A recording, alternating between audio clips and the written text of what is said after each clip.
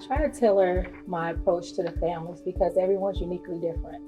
Helping families just realize that they have more control of a lot of the situations, but they're so used to the cycle of urgent right now because that's been the survival of many of the families I've served. Everybody has their wishes and their aspirations for themselves and their families, even though they may be kind of buried because of life circumstances.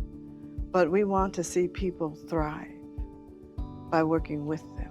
Relationship building is so key. That's the key element, is to be able to get a chance to be able to work with our families. And this model really represented the opportunity to now help the families to take the leadership, and we work alongside of them. What I like about family-centered coaching is that the families are at the center of the work that we do. It's all about being holistic, which family-centered coaching is all about. And in all of our work with families, we work with families to nurture their emotional development, their intellectual development, their spiritual development. All of those things are compatible with Ramsey County and their family coaching model. So I try to build a relationship at the very first referral. I never come in saying, well, let me tell you what to do. I listen to their story and then I try to plant a seed of, have you thought about, let's brainstorm about. Sometimes no one's asked them. No one's really allowed them to speak and hear their own voice with value. So just getting that mindset to shift a bit, like you have a lot of wonderful answers.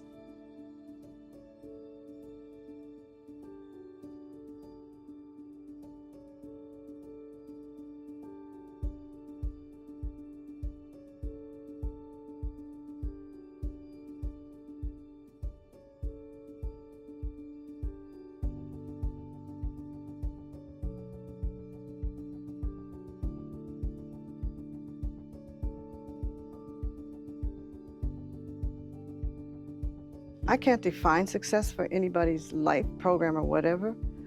I'd like to hear what the participants say, and if they feel that some things have opened up in terms of their sense of confidence, empowerment, and getting unstuck, perhaps. Success is when they're able to reach back and help somebody else. We know our community best and work closest with them, and navigating sometimes large systems and large models, it's important to recognize where the solutions and the knowledge and the wisdom lies. And the documents that I've reviewed, I don't think we have to tailor anything. What I like about this particular model is that there's flexibility to tailor it to the needs in the American Indian community. I have a father, he's still with me. He went through some incarceration. He went through some issues with addiction. They lost custody of their child. He did everything he could, and now he has full custody of his daughter. That was there before he met me, but now parenting. How do I get housing? What about this childcare? I can't go to work because now he sees with a lot of single moms. And his even respect for that kind of shifts too. We've seen the successes from the past. We've seen families just really come from a mother who couldn't get up out of bed.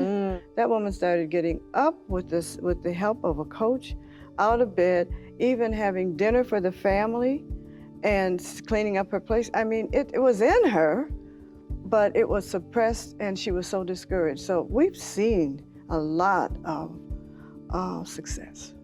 And you talk about 6 to 12 months. It actually takes longer than that. You're just really touching the surface. You really got to continue the relationship building.